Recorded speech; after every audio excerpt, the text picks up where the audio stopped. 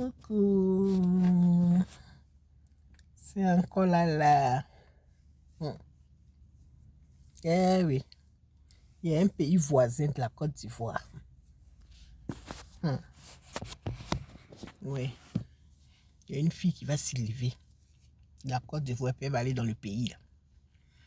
Arrivée là-bas, elle va tomber sur un bon toubabou. Un beau toubabou. Elle va tomber sur lui là-bas. Les deux vont lever jusqu'à... Et puis vont se marier. Elle et le monsieur vont se marier. Le toubabou là. Rester là-bas.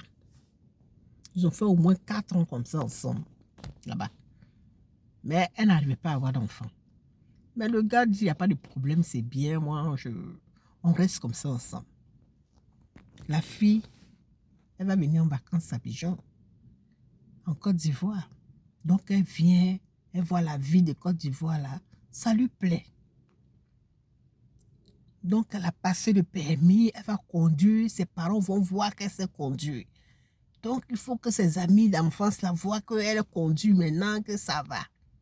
Et c'est comme ça qu'elle va aller ramasser le blanc là-bas. Aller prendre le pauvre monsieur. Viens, on va aller en Côte d'Ivoire pour aller vivre là-bas. Et elle envoie le blanc en Côte d'Ivoire. Le blanc arrive. Le blanc voit les petites filles qui ressemblent à bonbons là, qu'on met dans la bouche là. Les jolies petites filles, mignonnes là. Les filles, même que quand tu regardes le derrière là, c'est comme le derrière que j'aime là. Celles que moi j'appelle qu'elles sont belles, elles sont jolies. Maman, tu es jolie là. C'est le gars là, lui il aime les choses comme ça. C'est un toubabou qui aime ça. Et il va voir une comme ça. Et c'est comme ça, un soir la fille arrive chez elle. Le toubabou a fui de la maison. Lui et la fille sont allés dans un autre pays. La fille qu'il a croisée là, ils sont allés dans un autre pays. La femme regarde, elle ne voit plus le monsieur. Le gars a libéré la maison. Il s'est dit, bon, elle est dans son pays maintenant. Elle peut vivre sa vie, elle peut aller chez ses parents. C'est comme ça que le gars a laissé la fille. La fille l'a cherché dans le monde entier, elle n'a jamais trouvé.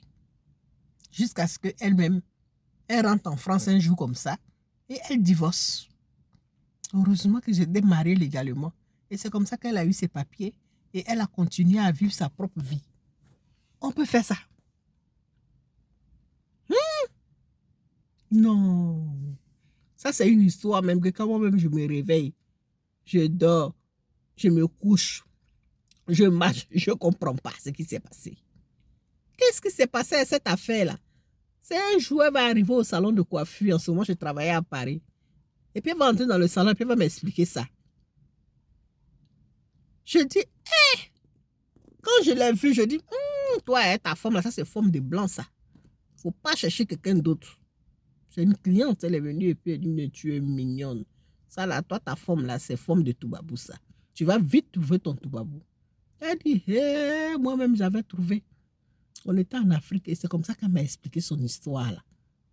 Je dis, mais Dieu merci pour elle, elle a eu un autre toubabou. Et bizarrement, cette fois-ci, elle a eu un enfant. Et ils ont eu, ça c'était la deuxième partie. Ils ont eu 2 enfants. J'ai dit, mais comment ça s'est fait? Elle dit, j'ai eu un enfant, c'était le monsieur qui ne faisait pas d'enfant. Alors qu'en Afrique, on a dit que c'est elle qui ne fait pas d'enfant. Et maintenant, elle vient en France, elle fait enfant avec un autre toubabou. Je dis, Donc, j'ai ma voisine là qui est coiffeuse aussi comme moi. Elle dit, mais toi, comment tu fais? Puis toi, à chaque fois, les femmes là viennent, elles bavardent beaucoup comme ça avec toi. Je dis, mais moi, même quand tu me regardes là, est-ce qu'on peut pas, on peut pas bavarder avec moi? Est-ce que quelqu'un peut me venir comme ça et puis ne pas bavarder avec moi? Et puis, c'est comme ça, on a bavardé. Et puis, cette fille-là aussi, là, c'est 3e partie. Maintenant, je veux parler de la fille qui travaillait à côté de moi. Elle a eu des histoires avec la patronne là. Et maintenant, elle est partie du salon. Ma collègue là, elle est partie du salon, celle-là. Et quand elle est partie, elle allait tomber dans un autre coin. C'est-à-dire qu'elle a eu une amie. Oui, elle a eu une amie. Elle a eu une amie.